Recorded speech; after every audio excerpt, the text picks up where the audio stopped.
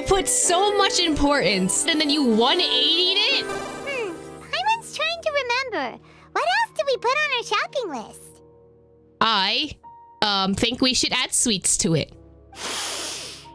Oh, what a mouth-watering smell. Paimon would know the aroma of biryani anywhere. Let's go get some. That wasn't on our list, was it?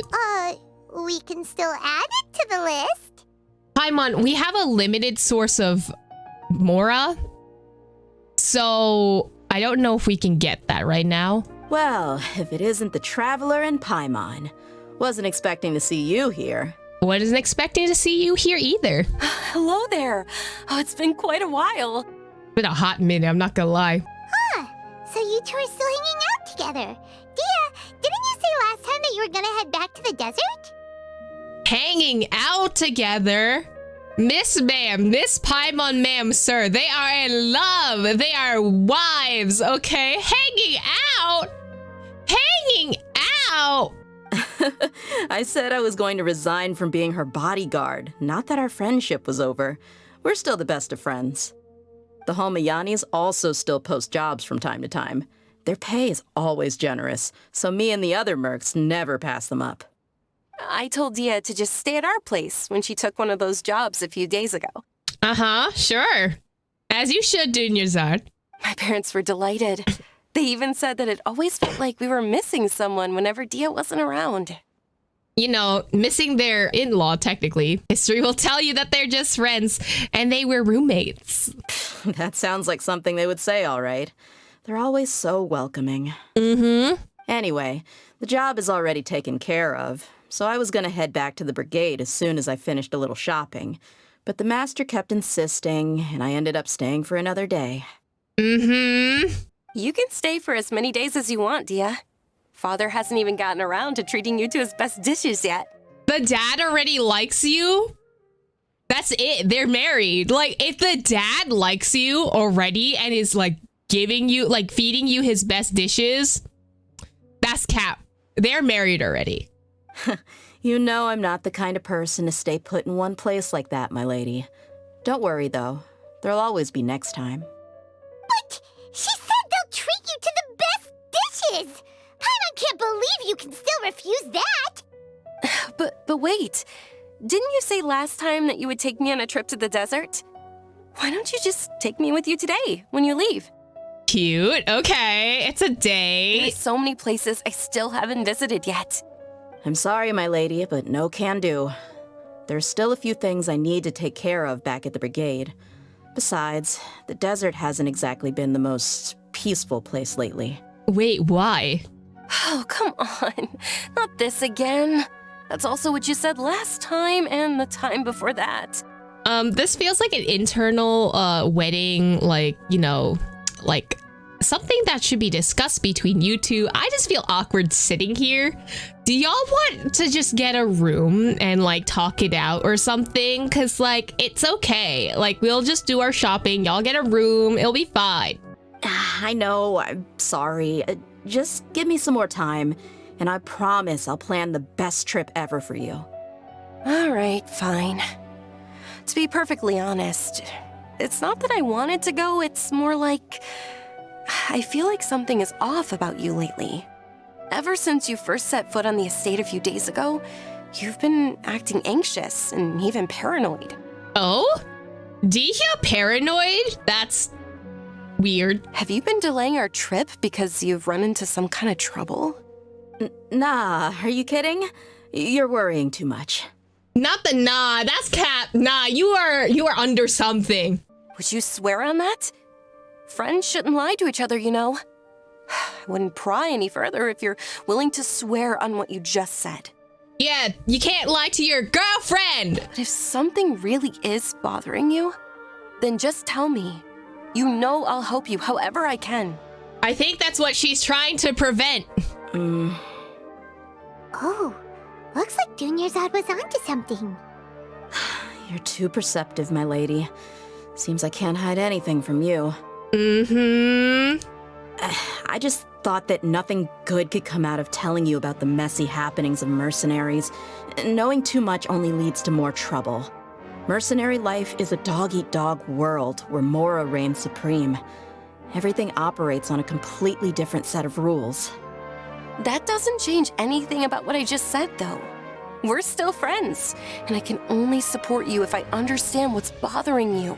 My lady, you're not gonna stop until you drag it out of me, are ya? She is gonna drag it out of you. Trust. All right, I'll share what I know. Let's go somewhere else first. This isn't exactly the best place for a discussion.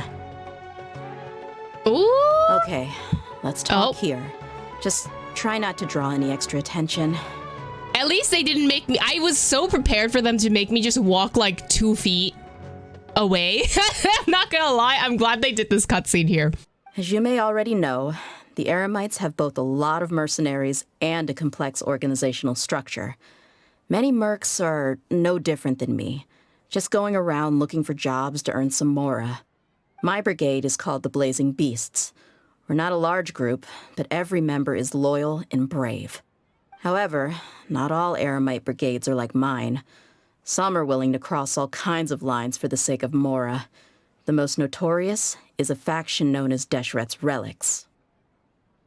Deshret's Relics? Interesting. Deshret's Relics? Judging from the name, they must really look up to... Al-Almar. Yep, you got it. I've heard that you've already crossed paths with Ain al-Akmar. They're one of the groups under the Relic's banner. Oh, you mean the group that tried to sell us the Divine Knowledge Capsule? Yeah, they weren't friendly at all. Deshret's Relics is composed of many smaller brigades like Ain al-Akmar. The Relic's headquarters issues orders to all brigades under his control. On any other day, I would want nothing to do with them. Unfortunately, though, the brigade that's stirring up trouble now is none other than Dakan al-Akmar. Dakan? I think it means beard or something. Believe me, it's a really stupid name. I found it insufferable for years. Oh? Anyway, the real issue is that Dakan al-Akmar is led by my father, Kusela. Oh? Huh? There's family beef now? Say what now? I think I'm starting to understand your anxiety now. But what did they do? I won't go into details, my lady, but they've been involved in a lot of violent incidents. We're talking hundreds. Oh. Hundreds? Yep. The scenes tend to be quite gruesome, too. They strip the victims of all their valuables before murdering them. Oh, okay. So your dad's a complete psychopath. Great. We love that for you. This is terrifying. Great. We love in-laws that, are sus. Not only have they targeted merchant caravans and ordinary citizens, but other mercenary brigades as well. That's beyond terrible. They won't even spare their own kind. I don't know how Deshret's Relic sees it. All I do know is that Dakan al-Akmar has become more and more aggressive over the last few years. If I don't do something about them, then even my brigade or the people of Aru village could become their next target. Yeah, that's probably bad. I just wish I knew what's driven him to do this. Yeah. How can your father do such terrible things? Paimon, not every family member is nice. There are, in fact, people who murder. Murderers exist, Paimon! I don't know. People change. He's always been pretty pathetic. But at least in the past, there were still a few lines that he wouldn't cross. That's setting the bar pretty low. I mean, if he was even remotely decent, then why would I have to leave the brigade and cut all ties with him? Oh, yikes. Damn. He was loud and foolish, with no real sense of purpose. Instead of doing anything useful, he spent most of his time drinking and chasing after women. Of course, the other brigade members were just like him. Their ruckus would go on night after night. Sounds like a nightmare. People have nice families? Not in Genshin, apparently. I feel like every family in Genshin, either you have beef with your family, or if not, both of your some of your family members are dead. What about your mother? Did she ever step in to stop them? Unfortunately, I never knew my mother. I'm sorry, Dehya. I didn't know. Ooh. I'm surprised that this conversation has only just come up now, especially because Dunyarzad has been in touch with Dehya for a very long time. It's all right, my lady. That's pretty common in mercenary circles. Didn't I mention that my father was chasing after women? I was the result of one of those encounters with some random person. Oh. He told me that he wasn't sure who my mother was. And in any case, she never came to see me. He'd say, "You'll be fine as long as you remember to stick with Dad." But even then, he left most of the parenting to the brigade. The one thing I do remember is that he used to tell me stories. But the problem was that he had terrible taste. He only knew a few stories, and even those tended to be pretty stale. Ooh, Dehya does not like her dad at all. That's a big yikes, but you know what? Valid. They were tales of desert warriors defeating dragons in the forest, or stories of mercenaries rescuing princesses from rebel armies. Sounds like your typical fairy tales. More or less, yeah. They were interesting maybe the first or second time around, but after about 20 repeats, they started to get a little dull. He seemed to think those stories were the best things ever, though. He was so into them that he'd call the whole brigade over and make them perform the whole thing as a play. Even the toys he gave me would all be story props. I'd get helmets, shields, and toy swords. I wonder if, because with that line, right, he seems like the typical theater person that just happened to get another gig, but still has a love for theater. So I kind of wonder if Dehya's dad never actually wanted to end up being a mercenary and actually wanted to be a part of the theater, but knowing that the theater does not get money, as we literally see in the story quest for the Archon quest, that he had to end up becoming a mercenary just for, you know, just to stay alive. It was only much later when I realized that the shows were more for him than they ever were for me. What an interesting guy. Seems like your typical theater person. It doesn't sound like he had all bad intentions, though. Yeah, I've always found him pretty childish, but that was something I could just shrug off. I had no reason to despise him, until I grew up and learned the true face of Deshret's relics for myself. Looting, blackmail, violence, and fraud.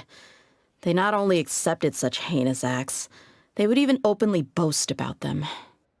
No one in the brigade was any kind of hero. Instead, my father and his cronies were more like the bad guys that needed to be taken down. Did they really think that as long as they didn't do any of that stuff right in front of me, I would never know? Listen, some people do try. I think I can understand your feelings. The difference between perception and reality must have hit hard. Yeah, but don't worry, my lady. It's all water under the bridge to me now. I had a huge argument with my father and left that place behind for good. Damn. I'm not investigating them due to any bitter feelings I still have towards my father. I just want to protect those that are close to me. So you wanted to find out why they started suddenly causing so much trouble. Yeah. I told the boys to gather as much information as they could. Most of the reports concern violent incidents, but there's also some talk of smuggling. I see. But isn't this investigation incredibly dangerous? Dunyarzad. Here's the fun thing about mercenaries. Their shit's always dangerous. It is, but every mercenary lives life on the edge. It's a lifestyle that I enjoy. That may be true, but it'll be impossible for those who care about you not to worry. And that's why she didn't want to tell you in the first place. Well, now you get why I didn't want to share any of this with you. Bro, am I Dehya? I'm just saying what she's saying. What should we do? They both have valid concerns. I'll go back to the desert with Dehya. Huh? But there's no need for you to get caught up in this mess, too. Too late, I'm involved. You're stuck with me now. Well, he's super tough, so if he went into the desert with you, then Paimon bets the problem will be solved in no time.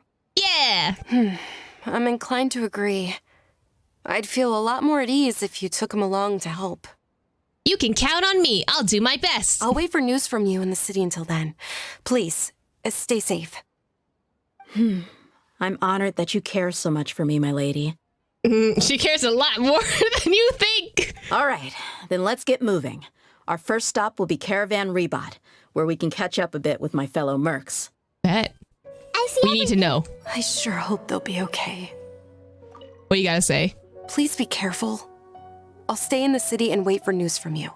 Okay. Just don't do anything reckless, all right? I cannot guarantee that. Hey, Dehya, you're back. Are these two friends of yours? Yeah, we saved the city or whatever. I trust Dehya with my life. Oh, so you've already become like one of us then? Well, that's good to know. Anyway, since we've got a newcomer, let me fill you in on what the Khan al-Ahmar's been up to lately. They've become extremely aggressive. Apparently, even their own now have become acceptable targets. Okay, that doesn't make any sense. Why would you want to sabotage your own group? They even attack other relics brigades, just the same as any other mercenary brigade. Even the most ferocious beasts still protect their own. But it sounds like they've thrown that straight to the wind. I wonder, right, if there's maybe internal fighting within the group and that's why they're attacking their own? Question mark? That's right. Once they've collected enough loot off the other mercenaries, they sell it off to a different brigade or turn to merchants on the black market. A portion of their profits is immediately exchanged for more food and weaponry to be used in their next violent operation. That's terrible. Yeah, and it really makes you wonder why they're so desperate for Mora. A few days ago, Isham and I trailed them for a while, and even disguised ourselves as merchants to conduct trade with them. We were able to learn a few things from the exchange. Rather than saying they're out to plunder and hoard Mora, it'd probably be more accurate to say that they're experiencing an internal power struggle. Wait, a power struggle? You heard me right. The vast majority of their victims are mercenaries from the other brigades of Deshret's relics. Did I not say there might be an internal thing? If their only goal was Mora, they could have gone after anybody. The targeted nature of their attacks points to a power struggle between the different brigades within the relics. That's the only plausible explanation we have. Unfortunately, we weren't able to find out anything more specific. It seems they're also trying to keep things under wraps. How interesting. Oh, one last thing we discovered was that over the past few years, as the Khan al-Ahmar became more and more active, Deshret's relics as a whole became a lot weaker. So they didn't like the leader head now? Like, did they decide to turn on Dehya's dad? I don't know. Maybe they didn't like the fact that he was in charge, so there's like an internal coup d'etat or something like that, and that's what they're trying to do. This somehow makes things even more confusing. It sounds mighty strange to me too. Harun, you can leave the rest of the investigation to us. Gotta say though, I didn't expect you to go on a whole undercover mission during the few days I was gone. Sounds like you were really putting your necks on the line, no? Nah, it was nothing. We're just as concerned about the situation as you are. The Khan al-Ahmar is your father's crew after all. Aw, they're all worried for Dehya. We love that. What he said. Besides, Dehya, haven't you done more dangerous things than all of us combined? What we did is nothing compared to your experiences. Yeah. And while they went to talk with Khan al-Ahmar, I took a look at the last camp they attacked. Any survivors of the attack were already long gone. There was nothing of value left in the camp. Ah, Hisham and Khalaf. You're here too. We rushed over as soon as we saw you come into Caravan Rebot. Although this new friend of yours looks a little green behind the ears, I'm sensing a special vibe from him. A little green behind the ears? Is that like a phrase for like if you're coming from the forest rather than the desert? Now that we know you'll have a capable partner with you, we can also rest easy. Hey, what about Paimon? Feel anything special? Paimon, you don't point that out! Oh, you're also planning to tag along with them?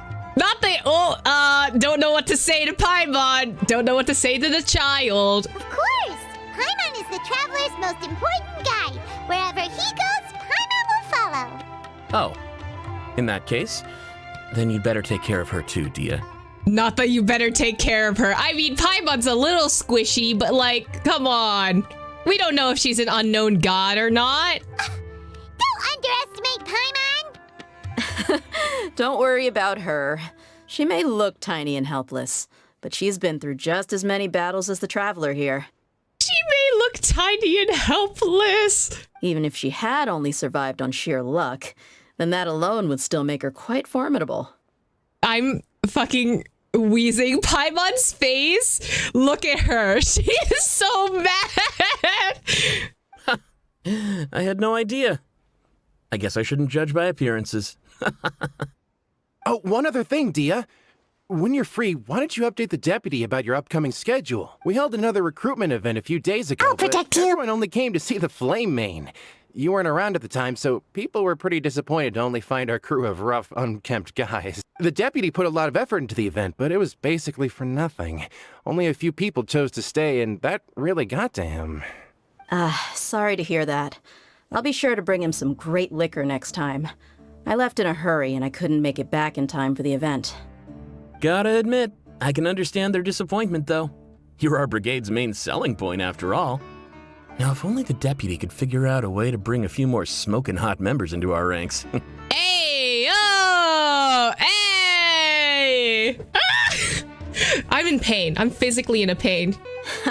Keep dreaming. Remember the last time I invited a couple gals into the brigade? You all just froze up with your mouths gaping like a bunch of scarecrows. Bro, the flames. That's why she's the flame main. Oh my god. The awkward silence and weird expressions left quite the impression on them. They were originally interested in joining us, but after that, they both told me they were too uncomfortable to stick around. Oh. Ooh. Ooh. Let's go, Dehya. We love that. Hey, didn't we agree to never bring that up again? Huh? Wait, are you serious?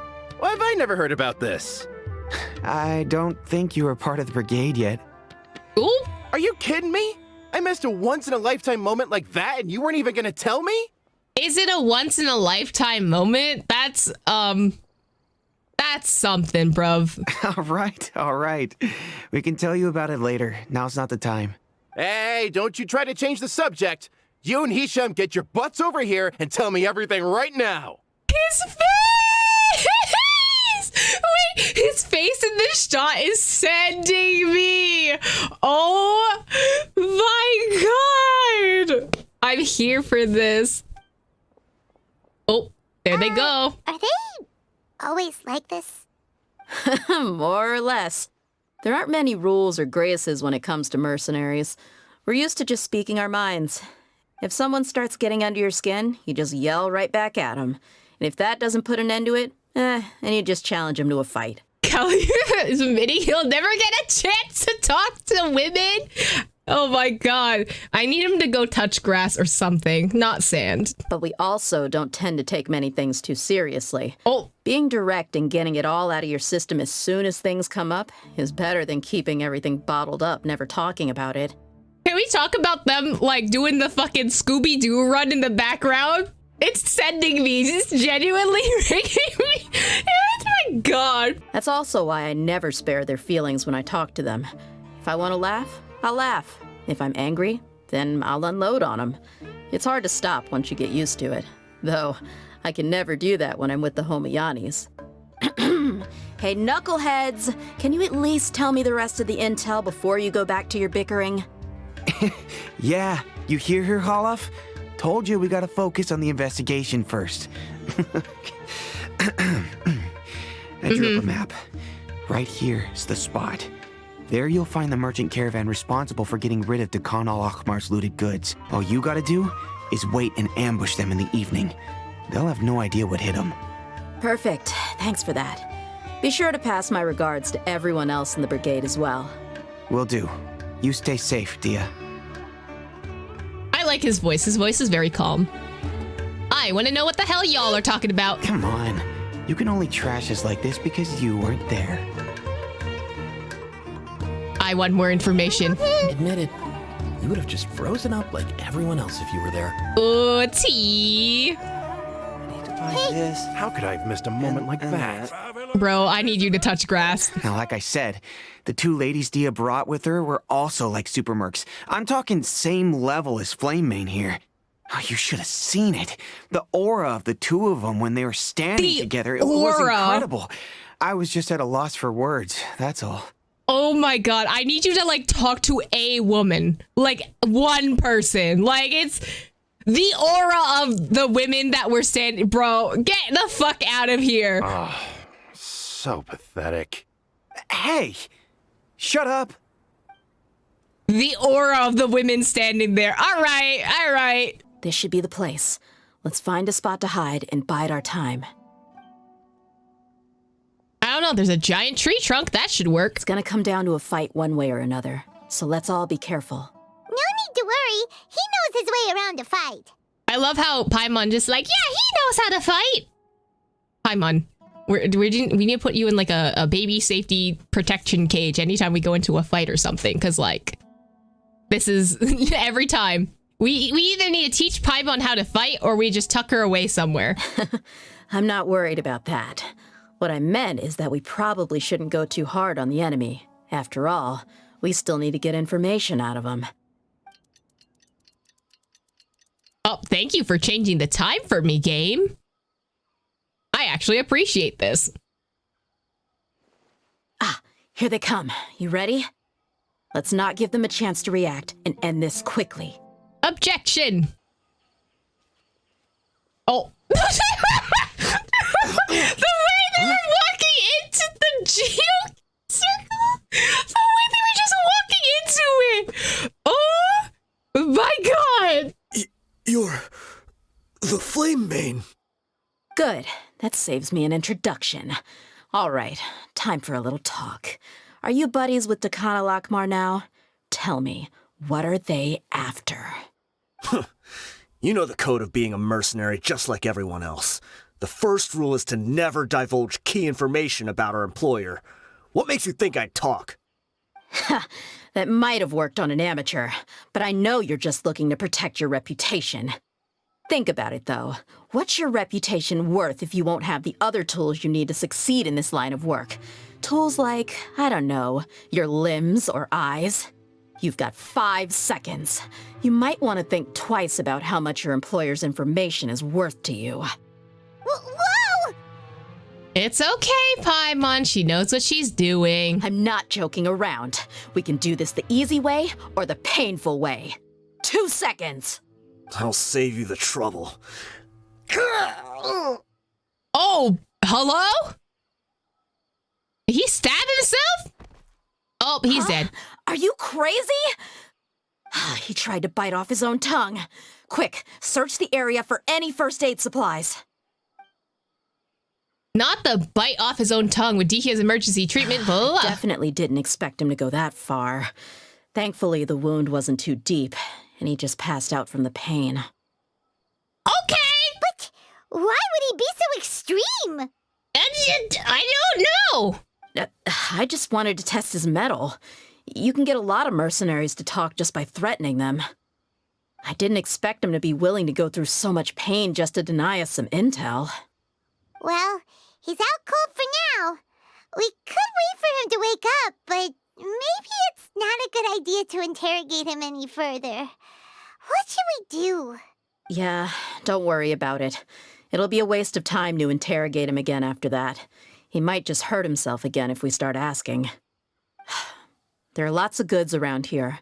Let's search the area. Maybe we'll be able to find something. I'm really sorry. He actually tried to bite off his own tongue. Do you have any thoughts in your head? Damn. Absolutely. Head empty. No thoughts. There are a lot of daily necessities like food, water in the boxes. It doesn't seem like there's anything noteworthy. Oh, that's not the one I thought I was picking up.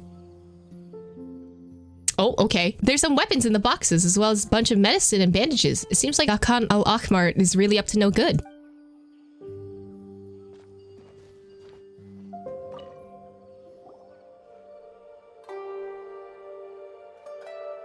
We found a piece of paper with a bunch of names on it. Maybe it's a record of something. It's a hit list. Let me take a look.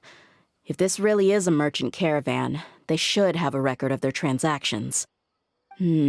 Yep, I see an entry for Dakana Lakmar right here. Kusela, Idrisi, Bashar, and Takriti. All familiar names. Dakana Lakmar has been trading for a hefty supply of food, weapons, and medicine. It seems that in the past, they used to receive some canned knowledge as well. This caravan is just one link in their logistics chain. Once in the rainforest, the caravan will exchange the looted goods for Mora, and the funds will then be passed to a specific person. Huh, so like a very roundabout trading system. I feel like Beta would use the same type of thing in her line of work as well, but I don't know. That person will then pack the caravan full of necessary goods, which will then be brought right back to Dakana Lakmar. Wait, why is there no Mora value recorded for the final transaction? Maybe because they were on their way to go to get the final transaction, question mark? No value? Yeah, every transaction before the last one was marked with an exact amount of Mora, but the final one, where they paid for everything to be brought back to the desert, was simply marked as delivered. Maybe the Mora amounts just happened to cancel each other out? Perhaps. But they couldn't have known how much they would make off selling the loot. Do they not care about profit margins at all? Anyway, the next part's the records of the goods themselves. There are a lot of entries. Everything was probably sourced from the rainforest. Huh? What's wrong? Shazamon Homayani? Huh? Homayani? You mean Dunyarzad's family? Could it just be another family with the same last name? No, that's not how that works in this Paimon. I'd be surprised to find someone with the exact same first and last name. Shazamon Homayani is Dunyarzad's father, and the head of the Homayani family. Just what the heck is going on here? Calm down, Dehya. Let's analyze the situation first. I'm sorry. You're right. I'll consider what we found and not jump to conclusions just yet. But what this piece of paper confirms is that the Homayani family has been providing goods to Dakana Lakmar. But why would they do that unless they have something to gain? What if the Homayanis have been kept in the dark and don't know they've been trading with Dakana Lakmar? That's a possibility. But if that was the case, why is this caravan specifically named Shazamon as their person of contact? They could have just as easily bought goods such as food and medicine directly from Caravan Rebot or Port Ormos. If Shazamon was actually aware of this, then perhaps he's the one supplying the brigade's operations this entire time. Yeah, funding violence and looting. The brigade gets the goods, and he is paid the proceeds from the sale of the loot. But why would he do something like this? It's not like the Homayanis are in need of money. I honestly have no idea.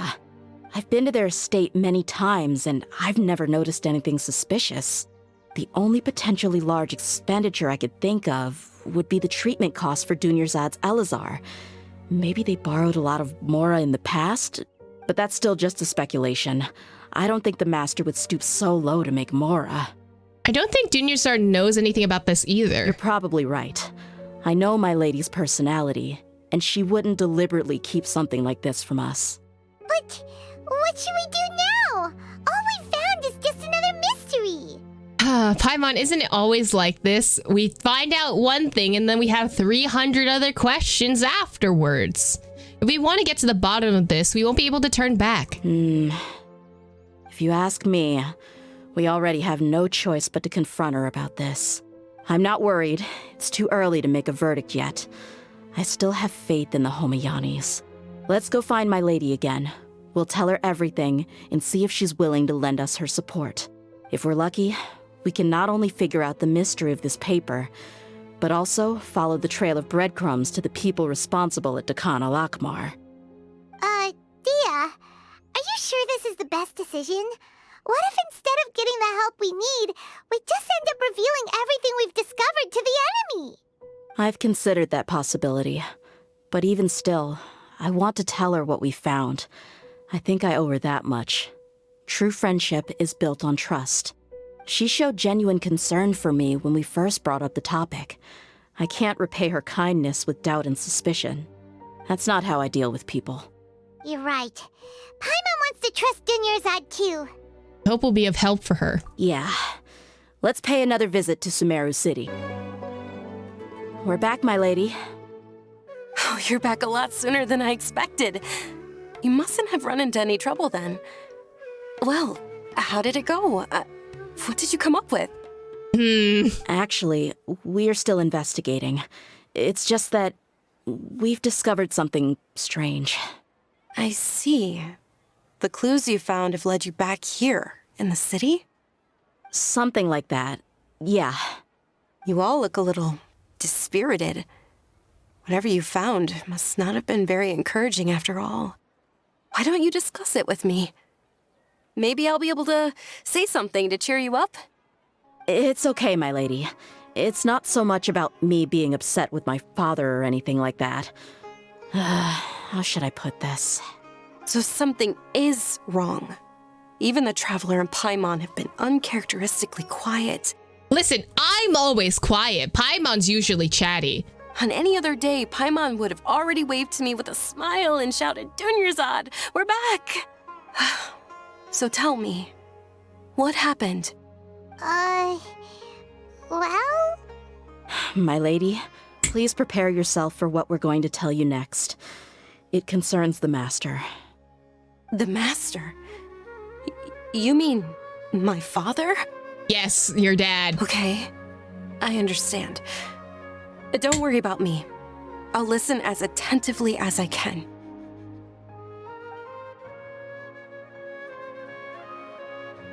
My father has been supplying goods to Dakan al-Akmar? Dun dun dun. Yeah, it makes as little sense to us as it does to you. I've never doubted the Master's integrity, so I'm having a real hard time rationalizing how he could ever support an infamous brigade like them. I mean, not intentionally, right? Right? Maybe he's not actually aware of the full story and just stumbled into the deal by accident. I highly doubt that. Let's be real. That feels unlikely. I can't help but agree with the Traveler. Huh? You mean you feel the same way, Dunyarzad? Thank you for sharing all this information with me. Since you've told me everything you know, I should also tell you about some doubts that I've been harboring for quite a while. Doubts? You too? In the past, I thought that my father hired a bodyguard for me so that I wouldn't run away and get lost. However, there are plenty of capable mercenaries in the Corps of 30. Why did my father go out of his way to hire Dehya? About that. Well, the Homayanis really needed bodyguards, so they reached out to the Blazing Beasts. Later, the Master told me that I was one of the best mercenaries he'd ever seen, and that I should stick around to become one of his bodyguards. He offered me a pile of mora, so I just signed on. Well, but that didn't really answer my question. Just think about it. Why did my father specifically reach out to the Blazing Beasts? Maybe the Corps of 30 just didn't have anyone available, or maybe someone recommended us. I've never given it too much thought. I think I get what you're saying. You'd think none of this was a coincidence. Precisely. At first glance, nothing seems strange or out of place. But there are many parts of the story that don't actually make any sense. If my father had always been in contact with Dakan al-Akmar, then it would make sense for him to bring Dehya into our house. You mean the goal all along was to get Dehya to be your bodyguard? No, that's too much of a stretch. I cut all ties with my father a long time ago. He has no control over my life anymore. Not unless your dad wants to... I don't know. It doesn't feel malicious to me. I don't know why, but it just feels like the dad is looking out for her and like making sure she's being employed. Like this feels more like a freelance to freelance connection than it does like, oh, I want to keep tabs on my daughter even though she's not around, right? But that still doesn't rule out the possibility that your father has still been trying to influence your life without you knowing. So, the Master was not likely an innocent victim in all of this? That's what things are looking like at this point. Sorry we put all of this on you so suddenly, Dunyarzad. It's okay, Paimon. I should actually be thanking you. Regardless of his reasons, if my father has truly been funding a violent group of mercenaries, then it's my duty to bring him back to reason. But is that really the right thing to do? My father has committed many atrocities and deserves all the punishment that he has coming to him. I have zero sympathy for him. You may call me an ungrateful child, but my feelings will remain the same. However, the Homiyani family has treated me with nothing but generosity and kindness. If we decide to investigate this further, we could end up implicating the entire Homiyani family. I would be biting the hand that's fed me over all these years. Dehya. It's all right, Dehya. If anyone were to ask, you could always just say that I'm the one who instructed you to get to the bottom of this. You don't have to do that, my lady. I'm not conflicted because I'm afraid of taking responsibility. Besides, you're the one we should all be worried about right now. Hey, it's still too early to give up hope. What was the thing about friendship again?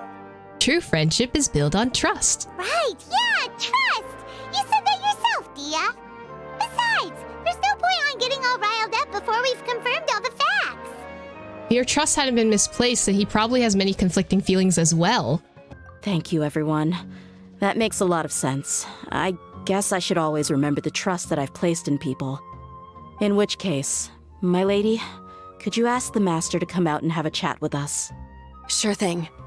I also hope he'll be able to give us a logical explanation. Let's meet at the usual place then. Usual place? Ah, right. Thank you for coming, sir. Oh, that's her dad? That's what her dad looks like? Please allow me to introduce these two. This is the Traveler, and next to him is his travel companion, Paimon. Well, at least she's introduced as travel companion and not, flying thingy?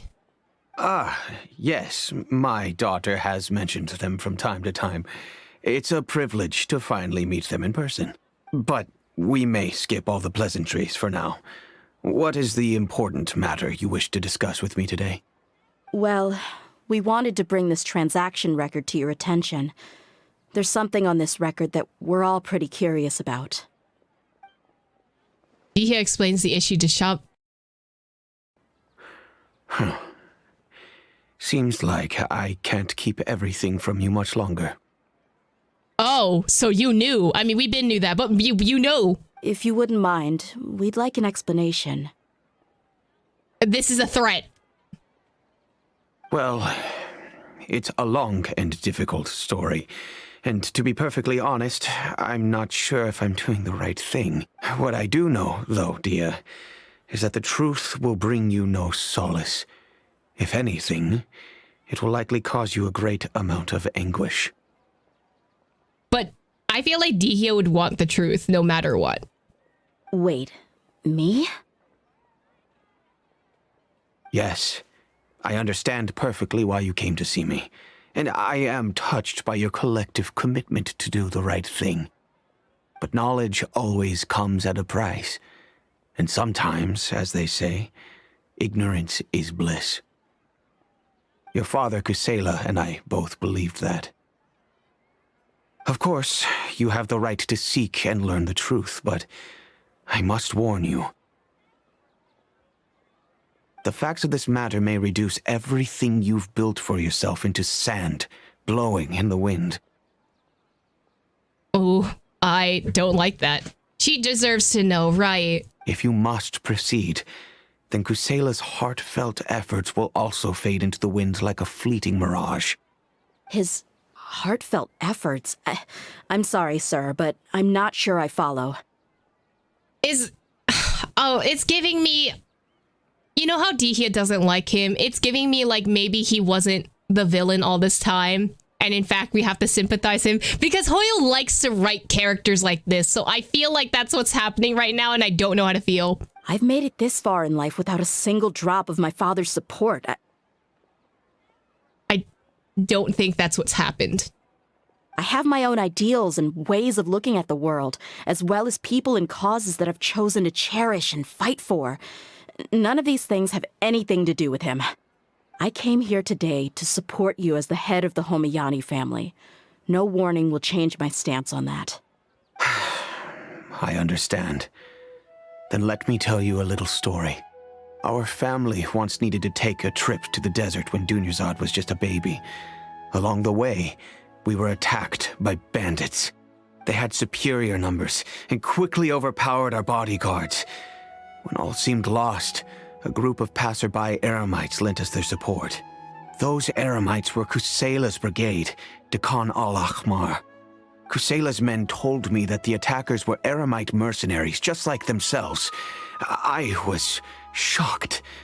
Why would Dehya al-Ahmar go so far to save us and not spare the fellow Eremites? Kusela was grinning and walked over to play with baby Dunyarzad. She was startled by his unfamiliar face and nearly started crying. Oh, Really? I never knew. you were a baby, so that makes sense. He said that he had no particular reason to help us. He just took pity on us because he had a daughter about the same age. We started talking about our children, and I sensed that he was a devoted father. To repay his kindness, I hired his brigade to help out at our estate for a time and offered everyone generous remuneration. So, that's what happened. It was many years before I saw him again. I almost didn't recognize him the next time he came knocking on my door. The man I knew to be strong and healthy had been reduced to a shell of himself. He couldn't even walk anymore without his cane. So, what happened to him? He was perfectly fine when I left the brigade. I'm not too sure myself. The only thing that didn't change was his cheery disposition. He said there was absolutely nothing to worry about and that he had gotten into a fight. That was all. Is it just because he's aging? Is that the story we're trying to tell? He then suddenly asked me if Dunyarzad, now that she had grown, would need a bodyguard of her own. At the time, Dunyarzad was going through a particularly severe bout of her Elazar. There was no need for her to have a bodyguard when she could barely leave the house. But he kept coming back to the topic. Come on, it never hurts to be safe. How do you know a bodyguard won't come in handy one day? I was completely lost at first, until he recommended the Blazing Beasts, and in particular, a mercenary named Dehya. So he was the one who recommended Dehya to you. Indeed. He didn't say it out loud, but it was clear that he saw Deshret's relics as an evil group who would eventually corrupt every member in their ranks. He was already beyond redemption, but he hoped that he would be able to detach his daughter from the vicious world of mercenary life. If Dehya could stay in my house and keep working as a bodyguard, then gradually her affinity for the desert would decrease, and she'd be able to leave her previous life behind. And that's why you offered her such generous compensation? So it was through connections, and it wasn't actually like, oh, it was a random chance. Everything is done through connections. Everything is networking. That makes sense. Like, I know Dehya probably doesn't want to hear that, but like, that. Let's be real, that's the only reason why she got the gig. Yes, but not just because of that. From the moment that he asked me for that favor, I also began to see Dehya as my own daughter. And that's also why I tried to persuade you to stay when you asked for permission to leave. I was willing to spend however much it took. Kusela saved my daughter and I all those years ago in the desert. I could never refuse him entrusting his daughter to me. He was always like that, acting like he's oh so smart and self-righteous. I don't think that's how I took that event, but, you know, Dehya has a grudge against her dad, so that's valid. Kusela said that he'd reimburse me for a portion of Dehya's fees. I refused to take any mora from him, but he'd always sent me funds anyway. That's why it says delivered. Eventually, I just accepted them as a token of his gratitude. And that went on for a while until I received another letter from him a few years ago. The letter contained a request to help him buy food, weapons, medicine, and even explosive materials. Wait! Isn't that around the time that Dekano Akhmar started becoming more aggressive? That's right. When I started to hear some nasty rumors, I became wary. I wanted to meet him face to face to discuss things. But by then, he was no longer receptive to my requests to talk. If I had to guess, it's probably because he doesn't want to put Dehya at risk. But by that same token, he should have also stopped asking you for materials unless someone knew of the connection, right, and was forcing his hand, because so far it seems like he's been very selfless from Shamazan's perspective and not Dehya's. Dehya has a bias in this storyline where she just doesn't like him. She's very upset at him. So we can only take Dehya's words from her perspective, but we can see from Shamazan, it feels like it's just that he wanted to protect Dehya and knew maybe of something that was going to happen with his clan, so he decided to just,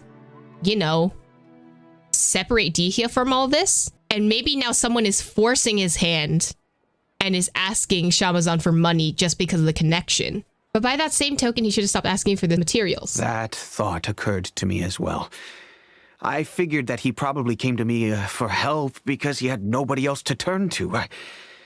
After some deliberation, I decided to send him some food and medicine. I turned down all his requests for explosives and weaponry. I am aware that even such a reduced gesture of support could lead to others coming to harm, but I could not simply reject his plea for help. In the end, it probably was the wrong decision. I plugged my ears to the rumors and just chose a solution that made me feel least guilty about myself. Okay, I know this is a very, touch-felt scene. It still sends me that the insides of the shirts are never rendered. If you can, please tell me where he is now. None of the things he's doing right now make any sense if he's just trying to keep me from getting tangled up in his world. If all he wants to do is steer clear of me, then maybe he shouldn't have brought me into this world in the first place. Damn! Oh no. Dehya, please don't feel that way. Damn! I'm just angry because I can't wrap my head around any of his actions. I think he's trying his best, but that also means that he's still fucking up. I feel like that's what's happening. Maybe there's another way of looking at all of this. Another way? I don't know. I knew him, and he was nothing more than a childish brute. I can't understand what's going through his head. But I guess you do have a point. We haven't uncovered the whole truth yet. We still need to figure out his exact actions and reasoning for these last few years. I'll do my best to help. Of course, anything between the two of you would need to be resolved between you and him alone. I don't know Kusela's exact whereabouts. Outside of supplying his brigade with some goods, I tried my best to avoid getting involved any further with him. However, there's a man on the list named Jawed. It's He used to be a Blue. mercenary in the desert and is now a member of the Corps of 30. He's responsible for supplying weapons and liaising with the Dekhan al-Akhmar's merchant caravan. I think he should know Kusela's whereabouts. I've heard that he likes to have a few drinks alone and enjoy the cool wind at night outside the tavern. Maybe you'll be able to find him there. I love how they're just like, hey, you need to look for this person at this time, at this place. Do you get it? It's in blue. We're highlighting this for you. Understood. Thank you, sir. Then I guess this is bye for now, unless... I'll stay and be with my father here. To be honest, I'm still a little dazed and haven't finished processing everything quite yet. My father has indeed done something wrong, but if I think about it, I'm also not sure if there was a right way to handle this problem. You could have cut him off as soon as you realized, hey, you're not doing some good shit. I can't support you. I feel like Our only course of action is to turn everything we know over to the core of 30 and let them render judgment. Yes. I am prepared to accept whatever verdict they choose. It's time to face my mistakes. Do I get... Aw, I don't get to peek at your brain cells. I think, right, what's happening is that they're trying to portray both fathers as, like, they're trying their best, but they're not succeeding kind of way. I feel like that's a storyline that happens very often. So I feel like this is the one that they're trying to do for these two characters. Huh? Who are you guys? People. I know what you've been up to. Smuggling weapons to violent brigades in the desert while working for the Corps? Pretty bold, if you ask me. Shh. Keep your voice down. How do you know all that? Come with me. We should take this elsewhere. I'll be happy to talk things over once we're somewhere private. Unless he runs off. This place should do. It's literally in the back of the... question. Okay. How did you... Don't worry about that for now. You know what kind of punishment you'll face once we report you to the Corps, I assume. Wait. There's no need to jump the gun. Let's talk this out. What are your terms? Not the terms. What's in it for you anyway, Mora? Well, I was a little tight on money at the time, and Kusela took good care of me in the past. I weighed it in my mind, and I couldn't find a reason to turn the opportunity down.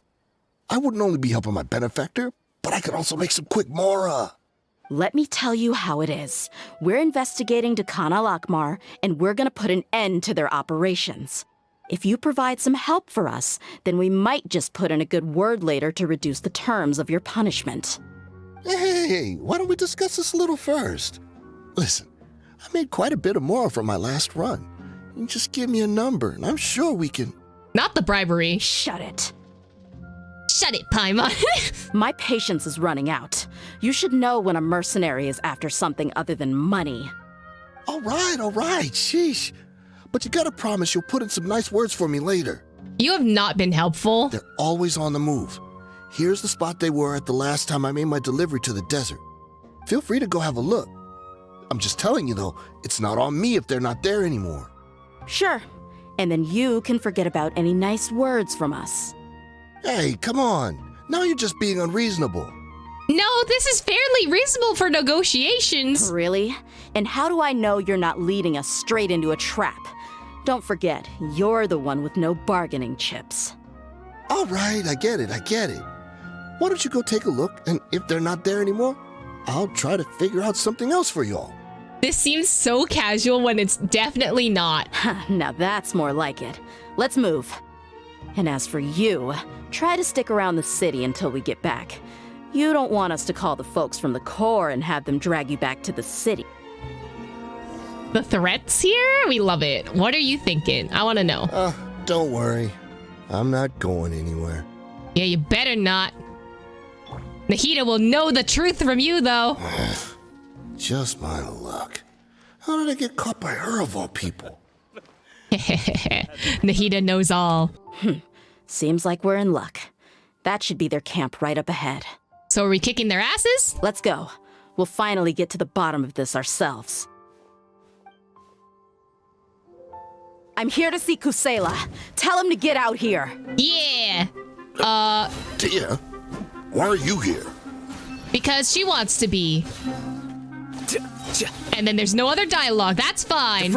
Oh, she's so strong. Enough fighting. We all know each other, and I don't want to take things too far. Just bring Kusela to me. There's no use hiding him anymore. Did you understand a single word I just said? Or do I need to bash your skull in some more? All right, everyone, let's all just calm down for a second. You know what's gonna be sad? If he's actually dead. Dehya, the boss can't come out and see you anymore. He died a long time ago. Ooh. I need to stop. I need to shut up sometimes. I need to stop doing this. Ow. What? Seems like you've been out of the loop for a while. Guess that's for the best, though. At least, that's what the old man wanted. When did he die? What happened to him? A few years ago, Kusela broke up Dehya Al-Akmar. and went to the Deshret's Relics headquarters by himself. So is that when you guys started acting up? We would prefer to call it taking revenge. Every last person in Deshret's Relics must pay in blood for what they did. So that's why they turned on each other. It was all motivated by revenge. Let me start from the beginning. Dehya, do you know how the head of the relics maintained order internally? Overwhelming strength and unquestionable authority? Those were a part of it, yes. But just those on their own weren't enough. They had another tool at their disposal. They called it a person's record. Regardless of whether they joined by their own will or were coerced, every person in Deshret's Relics were forced to leave a record of themselves at headquarters. Whether it be their deepest sin, some unforgivable act, or their most immoral exploit, the record served both as a symbol of loyalty and the perfect material for blackmail. So you mean Usuyala thought that there was no escaping the records? That's precisely it. Every one of us have a record. Me, Bashar, Tikriti, and all the boys who grew up with Dehya and ended up joining our ranks. But you, Dehya, you were never asked to provide a record, were you? I never even knew this was a requirement. You were probably the only person in all of Deshret's Relics who didn't know about it. Ever since you were born, Boss had been trying to shield you from this organization's sinister rules. Not only that, but he also banned all of us from committing any nefarious acts. He said he'd take care of the dues we had to pay regularly to headquarters. But in the end, he was just an ordinary person. What could he do? He was forced to go to headquarters again and again to account for missed dues and incomplete records. He'd come up with all kinds of excuses and get beaten up as a result. We all knew he was doing that for you. He wanted to get you out of this world, no matter what it took. And that's why he became a shell of himself and couldn't walk without a cane. Wait, but that doesn't make any sense. I didn't know about any of this, and I'd never seen him get injured or beaten. Because you were too young at the time. How would you ever tell between wounds from a beating and wounds from battle? When you left home after that final argument with him, he seemed to age by a decade overnight. Even his hair went gray. So even the blazing beasts were... Yep. It was all his doing. Had he not arranged them to come to you, you probably would have been reduced to a pulp before you ever left the desert. A few years ago, Boss said he needed to make another trip to headquarters. He was already pretty weak then, and we all assumed he was going to get beaten again. I suggested that he hand the role of leadership over to me, but he said there was no longer any need, since the Khan al-Ahmar would soon be no more. His words made no sense to me, but that night, we heard that a massive fire tore through headquarters and razed everyone's records to ash. Everyone gained their freedom that night. Many members fled, not just from our ranks, but from the other brigades as well. But how could we leave with a clear conscience? All of us who knew exactly what had happened. The boss can't have just died for nothing. Those heartless jerks at headquarters took him from us. From that point on, the sole purpose of the Khan al-Ahmar became revenge. The big fire that Boss started was quite a blow to headquarters' strength. It's given us the opportunity to launch our attack. Even though we're outnumbered, we vowed to see our revenge through to the very end. That's why I stopped liking the quest. I don't know how to feel about this, because it's kind of just like all of Dehya's story is kind of reduced to like nothing now. Because like her whole personality is like, I like started from the bottom and I made myself to what I wanted to be. But now that we know the entire backstory and that technically someone was helping her from behind, it rechanges all of Dehya's personality and her story. But only Deshret's relics haven't been the only victims of your revenge. There were people from headquarters who changed their names and went into hiding. Some fled to other brigades, and others escaped to the rainforest. But we won't let any of them escape our wrath. They'll all pay for what they've done. We've suffered plenty of losses as well. To keep going, we need an enormous amount of supplies, from food and medicine to weaponry and explosives. All we can do is exchange our loot from Mora, and then use that to get supplies. We forged Boss's handwriting and sent out many letters to his former friends. Thankfully, many people were willing to come to our aid. We were also able to attract many mercenaries who shared our goal. We've endured unspeakable pain to win many impossible battles. Deshret's relics have become weaker and weaker, and now we finally have an opportunity to directly strike their headquarters. I guess that's why we're gonna help them, aren't we? This is what we're gonna do, huh? Paimon doesn't know what to say anymore. Responding to violence will only be more violence, will cause more pain. Do you have any idea of the amount of damage you've done? We do know right from wrong, but we were sinners from the very beginning.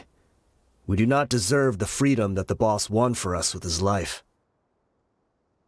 Boss always loved his old-fashioned hero stories. Those tales about sacrificing yourself to save the world. We used to always laugh at him for it, but in the end, he really went and lived those stories out himself. As for me, I never considered myself a hero. We're all the lowest of the low. We have no right to even imagine such an existence. But maybe those hero stories he liked foreshadowed everything that was to come. The spirit of the hero touched all those he had saved, and more people joined his cause. Maybe we were all just acting along with the play in the beginning. But as we acted the parts and recited the lines, we were drawn in. And now, we want to see the story through to the end. I'm sorry, Dehya. I know you always found us insufferable ever since you were young.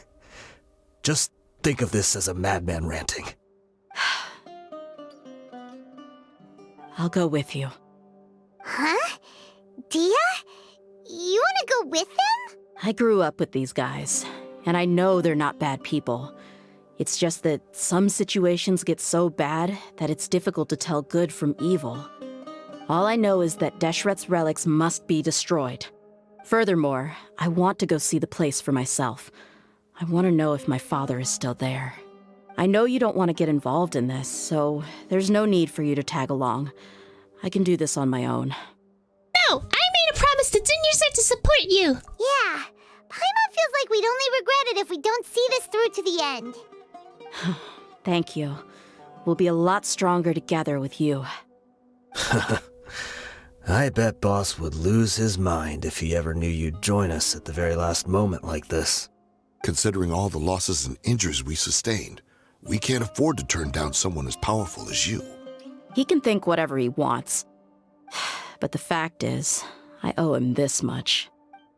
Okay, here are my thoughts as of right now. Now that we know this information and that he's fucking dead, because of course he's dead. Why isn't he dead? Like, from the beginning, they kind of played Dehya as just being really angry at her dad, and then the entire storyline, we were just slowly piecing together information that, I don't know, maybe he wasn't the bad guy all this time. But, like, I could understand Dehya kind of accepting, like, I need to do this for my dad because I never got to do that as, like, a last chance. Because, you know, he's dead, and basically all her life she's kind of been, like, angry at him. I like that they're going on this topic, right? But the fact that Dehya's whole story, right, is her trying to make a name for herself and trying to get out of everyone's shadow, and then suddenly she's being thrown back into the shadow. I don't know. It kind of diminutes her whole storyline, if that makes any sense. Is this the entrance?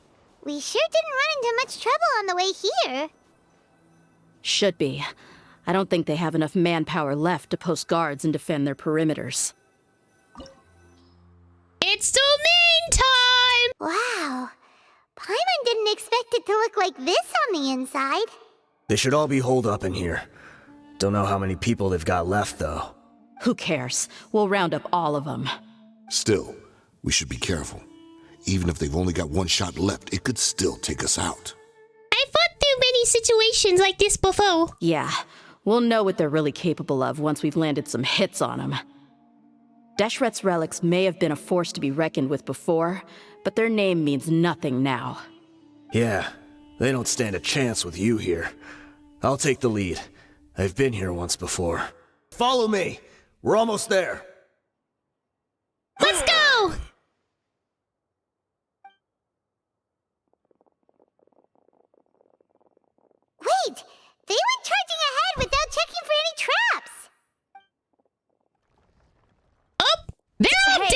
You guys okay? They're all dead. Oh, well, shit. It seems like we just got trapped in here. Don't think we triggered anything else. Good job. Watch out, the enemy's coming from ahead. Well, now that things have come to this, seems we'll have to fight our way through. Don't worry about us. We knew something like this could happen. Go and take a look around. There could still be another way through. They're probably all dead by the time we come back, huh? Everyone's going to die here. Let's go! We can't let the boss down! Let's check if there's another way. The sooner we can make it through to help them, the better. Let's see. I think I see a way through over there, but it's being blocked by something. Let's try our luck with that mechanism. Unless it kills them all. Okay, let's go. Unless we somehow trigger another trap and then it kills everyone. You know, because that could also be a trap.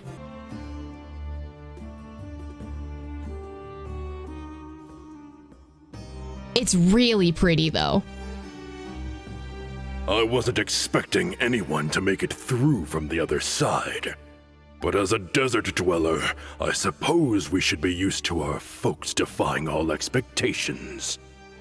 Okay, Mr. All High and Mighty, you want to come down here so that we can beat you up? Don't waste your breath. You have nowhere to run. Run? Had I wanted to run, I would have fled 1,000 times already. I witnessed the golden age of Deshret's relics.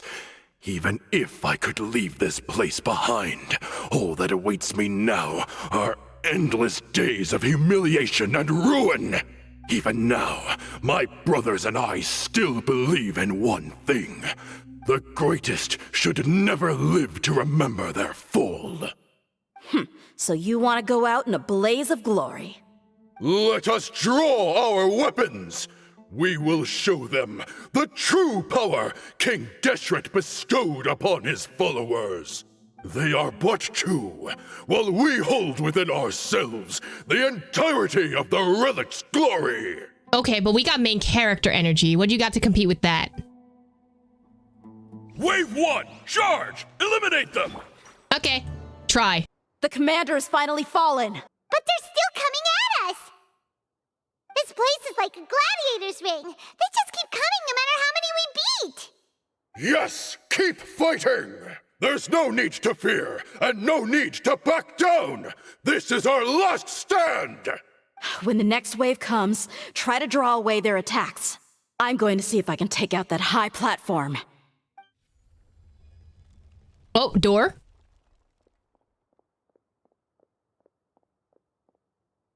Get out of my way!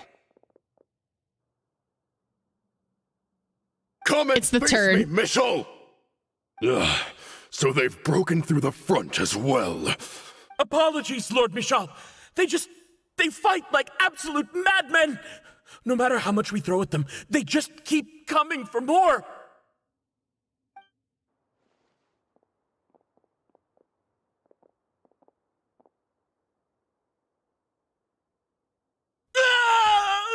Oh, So, it would seem like this is the end. he's dead. Time to pay for everything you've done, Mitchell. You think I would give you that opportunity? I will be buried in the sand alongside all the rest of our fading glory. He sounds like a JoJo character. Yeah, right, this is the slowest walk.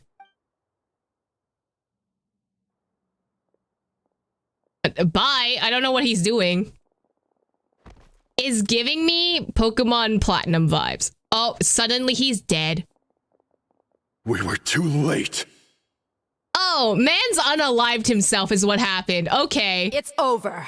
There's no more need to fight. But if you're still going to cling on to your so-called mercenary's pride, then I'll give you all a good beating as well.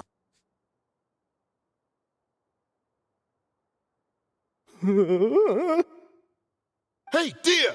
I found the mechanism. I'll get you all back up here right away. Yay, elevator. Damn, so he's dead now. Great. Let's go.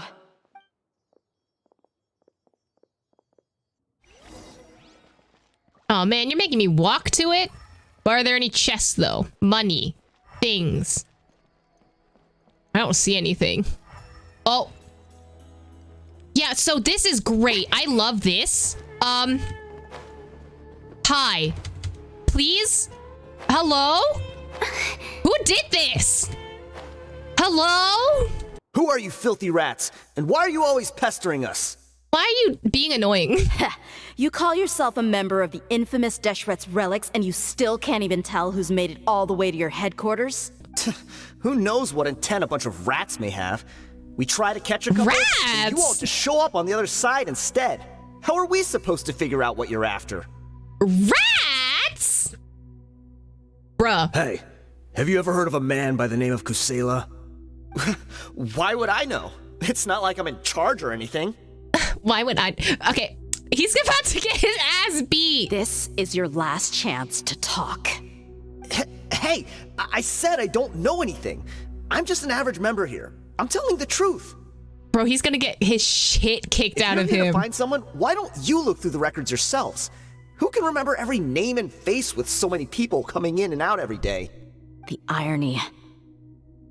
His life became a light for so many, yet to others, it wasn't even worth remembering. Where's the records room? Answer me. It's right over there. All the files are in there. You can go through them as much as you want. It's not like any of them still matter anyway. I mean the old records room. The old records room? You mean the one that got burned down? Yes. What else could she mean by that? Kusela. Ah, yeah, I remember him now. The guy who could hardly walk. Watch your mouth. That's our boss you're talking about. He was definitely faking it. We all let our guard down as soon as we saw him come hobbling in. But in the short time it supposedly took him to take a dump, he'd already gotten away and started a fire in the records room. Not the Duke. Not the Duke. He couldn't have possibly outrun us if he wasn't a fraud. And after that, Deshret's relics fell into complete disarray. Stop wasting our time. Every one of us here is perfectly aware of what he had done. Tell me, where is the old records room? It's just over there. Go see it for yourself if it means that much to you. There's nothing left in there but ashes. No human could ever survive that kind of inferno. Bashar, Tikriti, let's go. We'll leave the others here to guard these guys. Can we just talk about the guy that's just dead on the floor the entire time? Like, are y'all gonna clean him up or something? He's just there. Like, spare them no mercy if they try anything.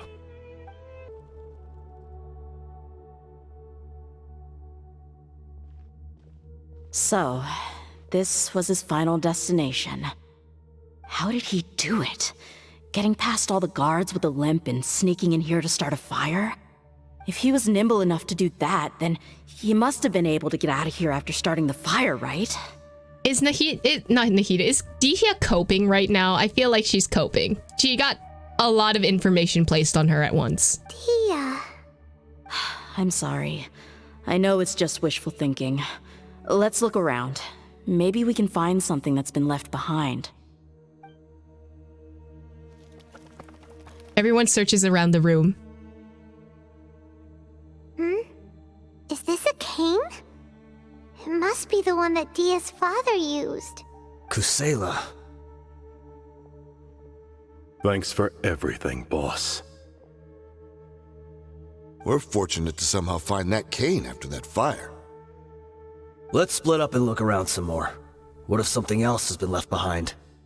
But what else could survive a fire like that? Huh? Oh, cutscene.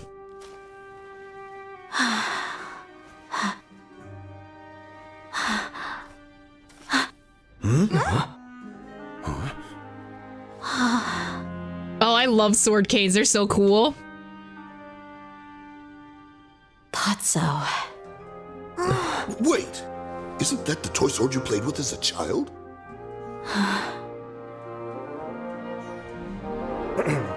The dragon is no more, for Princess Dehya has slain it. Its head now hangs above the city gates. Her bravery has brought eternal peace and prosperity to us all. Dehya, come on. This is the most important line. You can do it. But Dehya, you defeated the dragon. Everyone's waiting for your speech. Oh, she's shy. Still too shy, huh? All right, I'll do it. I hereby proclaim our victory. Evil shall plague us no more. Small Dehya is so cute.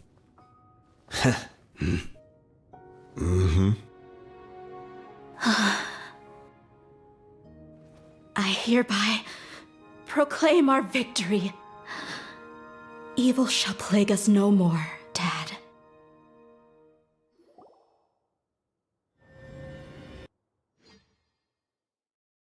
Ooh, that's text. That's a lot of text. The whole story was shared with the Core of 30, which finally joined the investigation in the name of restoring order. The members of Desperate Relics were brought to justice, and the members of the Dakshan Alkarma themselves... Nothing. Text. What's this? We got you some snacks and drinks. I don't know why. I don't know suddenly why I was Sayu. We got you some snacks and drinks, all on Paimon's tab. Don't you remember? You asked Paimon what she would do if she were to wake up tomorrow with loads of money. And Paimon said that she would get boatloads of tasty snacks. You looked super confused at the time, but said it was an adorable thing to say. These opportunities don't come by often. So today, Paimon's gonna treat you to a special crash course on Paimon's life philosophy. So we have the lore confirmation that Paimon has her own fucking money, but she keep using ours. So Paimon's been a freeloader this whole time and she's had money? She rarely spends her allowance on other people. It's really my treat, but you get the point. Hey, this way you get something from the both of us for the price of one. I don't think that's how that works, Paimon. Anyway, the point is that you should eat to your heart's content. You'll feel better for sure once you've gotten something in your tummy. Dunyarzad will also be here shortly. She's already heard that we're back. Aw, thanks, you two. Honestly, this is very unlike me. My chest was filled with all kinds of intense emotions. They just shook me even more than all the feelings we've shared during our previous adventures. But when everything came to an end, those emotions also vanished without a trace, and I was left feeling more empty than ever before. It was as if I'd lost the thing that was most important to me. She changed her entire outlook on her dad in like literally 5 seconds. I'm a little bit shocked, but also I'm kind of just like, she is grieving because she just found out her dad died, so everything just happened so fast. Yeah, you're right. To many mercenaries, Mora is the most important thing in the world. But perhaps to us, it's the most worthless thing of all. Idrisi and the others all used to say that they would quit if there was no Mora to be had. But when it came to avenging my father, there was no Mora to be made anywhere. My reality shattered when I found out that the father who always told me hero stories was in fact a bad guy. But look at me now. Am I any different? Despite all my promises about never forgiving him and never trying to understand him, I still went to such lengths to find out the truth, and nearly even shed tears for his sake. We're hypocrites, all of us. You should never question your true feelings, though. Yeah, you're right. It's just a pity that we often only recognize our true feelings after it's already too late.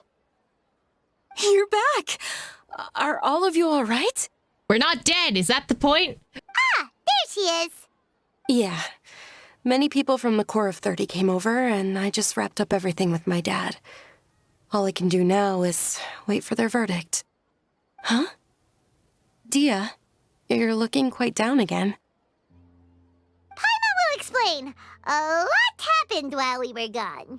She found out her dad died. That's what happened. Once Paimon finished telling the story, Dunyarzad begins to cry. Sorry. I really should have controlled my emotions better. I just... It's all right, my lady. You were hurt by all of this as well. Truth be told, I'm starting to feel a little guilty watching you cry like this. But Dehya, your pain must be even worse. You shouldn't need to comfort me. Hey, don't worry about me. If anything, this whole thing has finally shown me the difference between illusion and reality. My father probably thought that people could settle into new lives as long as they moved to a new environment. That thought has even crossed my mind a few times. It's like saying, what's wrong with adapting to a new life? However, there was always something deep within my mind that refused to accept it. This impulse brought me great turmoil, and even made me feel ashamed for turning my back on your father's kindness. But now that I consider it again, it all makes sense. The desert sands are a part of who I am, and I will never be able to lead a peaceful existence. I understand how you feel. That doesn't mean I won't be making any changes to my life, though. As an example, I'm now thinking about taking on some small odd jobs. It's just like Idrisi said. I also want to catch up to my father and become a character in his play. Even if the ending of the story may be childish and ridiculous, it won't really matter. Isn't that neat, though? Oh, you'll be a whole new kind of mercenary, one that's not out for Mora. Why don't we go for a change of scenery once we finish eating? What about stopping by the Grand Bazaar again? You're trying to invite her on a date and I'm here for it? Right. You said you wanted to get a rug for your family. We'll come along too. It's more fun when everyone's together, even though I think we should not do this because I think they're going on a date. I can't thank you enough for taking care of me this entire time. Boo third wheeling? I know, right? We're totally third wheeling. Here is quite something. The craftsmanship is exquisite, and the fabric is also of high quality. Ah, here you are. Finally, I found you. Hey, aren't you that mercenary who bit his tongue? You can still talk? Wait, are you here to take revenge on us? Not the revenge. What are you talking about? Do I look like I could take you all in a fight? I just came here to give you something. I'll be on my way to give myself up to the Corps after this. The way he's talking like this, it sounds like he has half a tongue. I mean, if you try to bite your tongue off but are unsuccessful, wouldn't you just still normally have the same I'm not going to question it. Once I woke up, I hurried to the Khan al-Akhmar's camp, hoping to alert them to your presence. But when I got there, I found no one except the members who were still too injured to move. Ah, so you probably got there after us.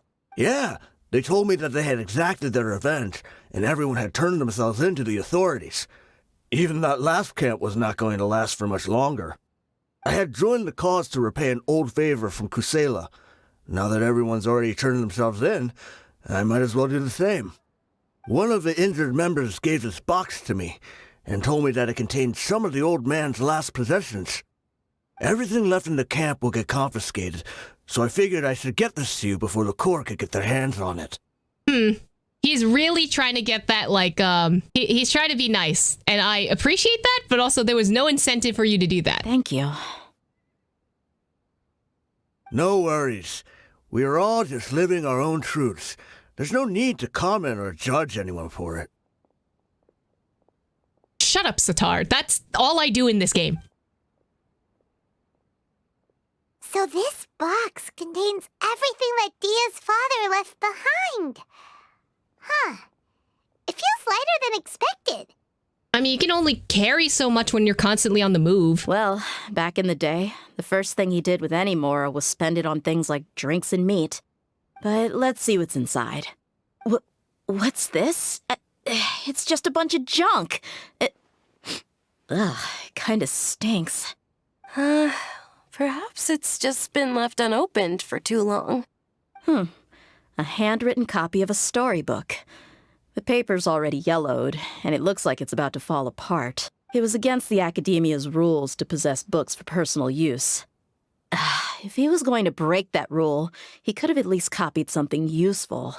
It's against the Academia's rules to possess books for personal use? You're telling me no one fucking reads for fun? Man, Sumeru Academia sucks. Anyway, Genshin has slowly changed Dehya and taken her independence away. Of course, she's still a very strong character. It's nice to have personalization, but still. Yeah, also feel the same way. Like the first impression that we get of Dehya is very much like she does things on her own. She doesn't need anyone's help. She is a strong, independent woman. And her whole like backstory is very much like, I escaped from my past, kind of, and like I did things on my own, or at least that's kind of what I got vibes from her initially. But the reveal of like, oh, you kind of didn't do all this stuff on your own. These things were actually given to you by your dad. I feel like that impact isn't as strong as some people will take it as. Like, I'm coming from a Western experience, right? Western experiences tend to be very like, you have to do things on your own. You have to be hyper independent, kind of. You can't rely on like your family members. You have to do it yourself. If you're not doing it, then you're doing something wrong. But from like an Eastern perspective, there's a lot more community and a lot of like, there's a very high importance of family. So on one hand, you can take it from the Western perspective of she's kind of being stripped away of her independence in terms of how she became an eremite, versus the Eastern perspective of your dad was kind of just looking out for you all along. He was trying his best, but even though he still made mistakes, he was still trying. Like, I think those are the two ways you can kind of read that scenario. I'm still reading it very Westernly, so I do feel like her characterization was kind of impacted in a negative way. But I do like the way that they handled the fact that, like, because we know that now her dad's dead, the way that Dehya kind of handles her grief is basically to avenge her dad. And I don't actually mind that entire switch, mainly because if someone close to you dies, right? And you don't really know what's gonna happen. Like, it's one thing to like kind of predict, like if they were old age, or like you kind of know like they're towards the end of their life. But like if it's someone who like you didn't know was gonna die very early on, like they probably died like very early, or like something happened to them early in their life and they ended up passing away. Like, it's a very different experience, kind of. I like the way that she kind of flips her whole character and she feels guilty. Like, you can feel the guilt radiating off of her about the fact that she did not realize her dad was doing all this, and she feels guilty that she's just been like essentially talking shit her entire life about her dad, when in fact her dad was helping her out the entire time. So in that sense, that is a storyline that's really good. It's just that you do have to tie it with the other end of, will you read this in a Western perspective or in an Eastern perspective? That's up to you, though. That probably means this was really important to him. Ah, and here are a few bags of children's snacks. The packaging's completely deteriorated. Maybe that's where the smell was coming from. That's ew. There's old snacks in there. Did he get those for you? Yeah, but here's the thing, though. Even when I was a child, I was never a fan of these kinds of snacks. He'd always say that he got them for me, but in the end, he always ate more than I ever did. Who even leaves snacks in a box like this anyway? Isn't that just common sense? Forget it. Let me see what else is in here. A razor, some buttons, some round iron tiles, a wooden toy puppet, a wool scarf, which from the looks of it probably belonged to a woman, and a hair clip? Why are these things here? You know exactly why, Dehya. I'm suddenly feeling a little scared. I'm sorry, my lady, but this is just the kind of man he was. He probably saw this box as some kind of personal trash heap and dumped any and everything in there. 2 empty liquor bottles. Tell me, you guys, are these the kinds of things that a normal person would leave behind? Keepsakes, maybe. The liquor bottles, if they were kind of fancy looking ones, maybe? What an interesting man. Huh? There's something in the bottle! Oh, you're right. All right, I got it out. It seems to be a piece of paper with some writing on it. The bottom part's all damaged from moisture, though. Let's hope the writing didn't smudge. I was suddenly seized with an urge to write a letter after finishing this bottle. I just folded it up and left it in the bottle, though. If I end up forgetting about it, it won't really matter. To Dehya. It's a letter from me? You don't need to read it out loud. It's all right. I'll just read it out. If he went to the trouble of writing a letter, there must have been some important things that he wanted to say. Or at least record down. My condition's becoming worse and worse. Can't even walk without a cane anymore, much less go out and have fun. Guess I don't have many days left. If you're reading this letter, then I suppose I'm already long gone. You were adorable as a baby. Everyone loved you. And regardless of whether you were crying or laughing, everyone enjoyed having you in the group. But once you grew a bit older, you were no longer nearly as happy or cute. It's probably Idrisi's fault. He was never up to any good. Can you believe this guy? He can point the finger at himself. Anyway, back to the point. To summarize, I'm writing this so you would know not to feel sad for me, even if you end up finding out the truth. The reason being that I was never your father to begin with. Huh? Wait, what? Surely, he must be joking, right? I don't know. You put so much importance on the fact that he was his dad and then you 180'd it? I was quite formidable when I was young, and 100 times cooler than some so-called flame main. Really felt like the whole world was under my feet. With just a teeny tiny bit of effort, I felt I could rule over the entire desert. But as fate would have it, I went out into the desert for a drink one day and discovered a baby in the sands. It was you. You were just lying there, small and helpless. You were so tiny that if the wind blew for just a little while longer, you would have been buried forever. But your cries were so loud they made my head hurt. Now that I think of it, you really were a bundle of energy. Sounds like he's serious. I told Idrisi and the others that I had slipped up with a woman while out and about. None of them even doubted me. I'm sorry that I had to lie to them for so long, but I really had no other choice. I was their most esteemed leader, after all. It's not like I could just tell them that I suddenly wanted to play at being a father. At this rate, I'll puke up all the liquor I just drank from this bottle. Oh, bitch, he was drunk while writing this too. Anyway, Dehya, you possess the kind of freedom and kindness that we could only dream of. As far as how you should live your life, that'll be up to you to decide.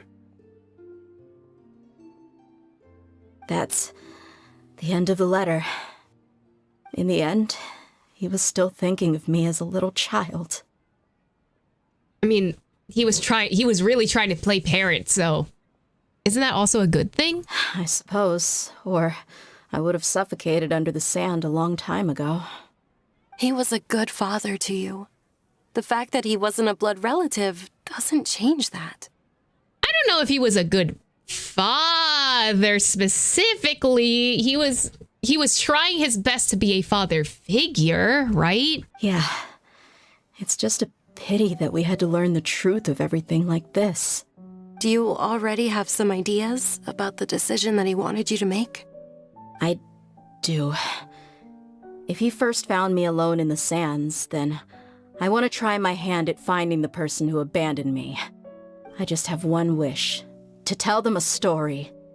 That there once existed a childish and foolish jerk with a heart of gold. And that only under his care was I able to grow and mature into the person I am today. If you end up finding any leads, can you share them with us? We go on adventures all the time. Maybe we'll be able to find some information for you. Sure, I appreciate it. I wasn't expecting you to be so enthusiastic. I don't want you to stop going forward. I'll help too. Thank you. All of you. Thank you so much. My life has certainly had its twists and turns, but I've always considered myself lucky. Because no matter where I've gone, I've always been surrounded by incredible kindness. I don't know how to feel. I don't know how to feel about that. Here's the thing. I liked Dehya's story, right? I liked what they were trying to tell. I don't think it landed. I think what Genshin was trying to do is tell a story about a dad who was trying their best, but ended up like pushing away the child instead. And I think that story did really well.